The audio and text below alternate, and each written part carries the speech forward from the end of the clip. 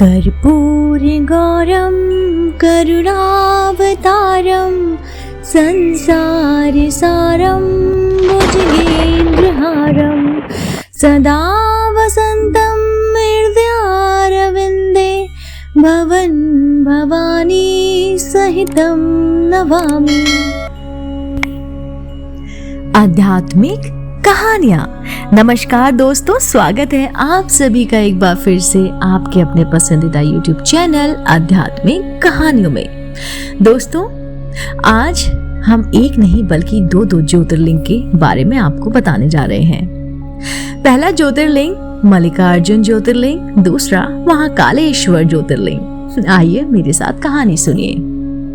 कथा के अनुसार भगवान शंकर के दोनों पुत्रों में आपस में इस बात पर विवाद उत्पन्न हो गया कि पहले किसका विवाह होगा। जब श्री गणेश और श्री कार्तिकेय जब विवाद में किसी हल पर नहीं पहुंच पाए तो दोनों अपना अपना मत लेकर भगवान शंकर और माता पार्वती के पास गए। अपने दोनों पुत्रों को इस प्रकार लड़ता देख पहले माता पिता ने दोनों को समझाने की कोशिश की, परंतु जब वे किसी भी प्रकार से गणेश और कार्तिकेय को समझाने में सफल नहीं हुए तो उन्होंने दोनों के समान एक शर्त रखी।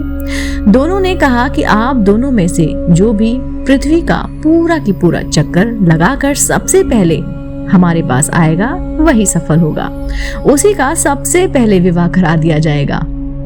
विवाह की यह शर्त सुनकर दोनों को बहुत ज्यादा प्रसन्नता हुई। कार्तिकेय का वाहन क्योंकि मयूर है, इसलिए वह तो शीघ्र ही अपने वाहन पर सवार होकर इस कार्य को पूरा करने के लिए चल दिए। परंतु समस्या श्री गणेश के सामने आई। उनका वाहन मूषक है और मूषक मंद मंद गति में चलता है। अपने वाहन की गति का विचार आते ही श्री गणेश समझ गए कि वह इस प्रतियोगिता में इस वाहन से तो नहीं जीत सकते। श्री गणेश चतुर्बुद्धि, तभी तो उनको बुद्धि का देव माना जाता है। बस उन्होंने क्या किया, उन्होंने प्रतियोगिता जीतने का एक मध्य मार्ग निकाला और शास्त्रों का अनुसरण करते हुए अपने माता पिता की प्रदक्षिणा करनी आरंभ कर दी। शास्त्रों के अनुसार माता पिता भी पृथ्वी के समान होते हैं। माता पिता उनकी बुद्धि की चतुरता को समझ गए और उन्होंने श्री गणेश को कामना पूर्ति होने का आशीर्वाद भी दे दिया। शर्त के अनुसार श्री गणेश का विवाह सिद्धि और रिद्धि दोनों कन्याओं के साथ करा दिया गया। पृथ्वी की पदक्षिणा कर जब कार्तिकेय वापस लौटे तो उन्होंने देखा कि श्री गणेश का विवाह तो हो चुका है और वे शर्त हार गए हैं।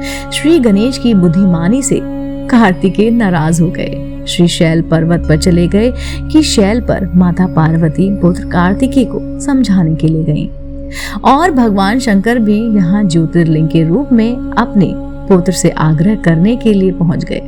उसी समय से श्री शैल पर्वत पर मल्लिकार्जुन ज्योतिर्लिंग की स्थापना हुई और इस पर्वत पर शिव का पूजन करना पुण्यकारी हो गया। श्री मल्लिकार्जुन मंदिर निर्माण कथा इस पौराणिक कथा के अलावा भी श्री मल्लिकार्जुन ज्योतिर्लिंग के संबंध में एक किंवदंती भी प्रसिद्ध है। किंवदंती के अनुसार एक समय की बात है कि श्री शैल पर्वत के निकट एक राजा था जिसका नाम चंद्रगुप्त था। उस राजा की एक कन्या थी। वह कन्या अपनी किसी मनोकामना की पूर्ति हेतु महलों को छोड़कर श्री शैल पर्वत पर स्थित आश्रम में रहा करती थी। उस कन्या के पास एक सुंदर गाय थी। प्रति रात्रि जब कन्या सो जाती तो उसकी गाय का दूध को दूकर ले जाता। एक रात्रि कन्या सोई नहीं और जागकर चोर को पकड़ने का प्रयास करने लगी। रात्रि हुई, चोर आया। कन्या चोर को पकड़ने के लिए उसके पीछे पीछे भागी, परंतु कुछ दूर पर जाने पर उसके केवल वहां शिवलिंग ही मिला। कन्या ने उसी समय उस शिवलिंग पर श्री मल्लिकार्जुन मंदिर का निर्माण कराया। प्रत्येक वर्ष यहाँ शिवरात्रि के अवसर पर एक विशाल मेले का आयोजन किया जाता है। वह स्थान आज भी मल्लिकार्जुन ज्योतिर्लिंग के नाम से प्रसिद्ध है। इस ज्योतिर्लिंग के दर्शन करने से भक्तों की इच्छा जरूर पूर्ण होती है और वह व्यक्ति इस लोक में सभी भोग भोग कर अन्य लोक में भी श्री विष्णु धाम में जाता है। दोस्तों, अब हम बात करते हैं महाकालेश्वर ज्योतिर्लिंग की। आइए मेरे साथ कहानी सुनिए। महाकालेश्वर ज्योतिर्लिंग की स्थापना से संबंधित के प्राचीन कथा एक प्रसिद्ध है। कथा के अनुसार एक बार अवंतिका नाम के राज्य में राजा भूषभरसेन नाम के राजा राज करते थे और भूषभरसेन नामक वो बहुत ज्यादा प्रसिद्ध थे। भगवान शिव के अनन्य भक्त भी थे। अपनी दैनिक दिनचर्या का अधिकतर भाग वे भगवान शिव की भक्ति आराधना में ही लगाते थे। एक बार पड़ोसी राजा ने अपने राज पर हमला कर दिया। राजा भूषभरसेन उनसे साहस और पुरुषार्थ से इस युद्ध को जीतने में सफल रहा। इस पर पड़ोसी राजा ने युद्ध पे विजय प्राप्त करने के लिए अन्य किसी मार्ग का उपयोग करना उचित समझा। इसके लिए उन्होंने एक असुर की सहायता ली। उस असुर को अदृश्य होने का वरदान प्राप्त था। राक्षस ने अपनी अनोखी विद्या का प्रयोग करते हुए अवंतिका राज पर अनेक हमले किए। इस हमलों से बचने के लिए राजा भूषभरसेन ने भगवान शिव की शरण लेनी उपयुक्त समझी। अपने भक्त की पुकार सुनकर भगवान शिव वहां प्रकट हुए और उन्होंने स्वयं ही प्रजा की रक्षा की। इस पर राजा भूषभरसेन ने भगवान शिव से अवंतिका राज में ही रहने का आग्रह किया, जिससे भविष्य में अन्य किसी आक्रमण से बचा जा सके।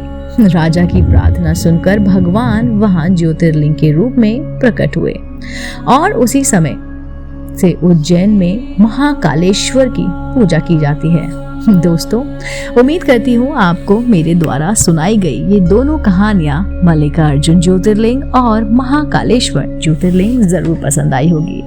दोस्तों, अगर आप ऐसे ही धार्मिक पुरानी कहानी कथा सुनना चाहते हैं तो आप मेरे चैनल आध्यात्मिक कहानियों को तुरंत से सब्सक्राइब कर लीजिए, क्योंकि ऐसी कहानियां हम अपने चैनल द्वारा आप तक साझा करते हैं। आप देख रहे थे आपका अपना पसंदीदा YouTube चैनल आध्यात्मिक कहानियां।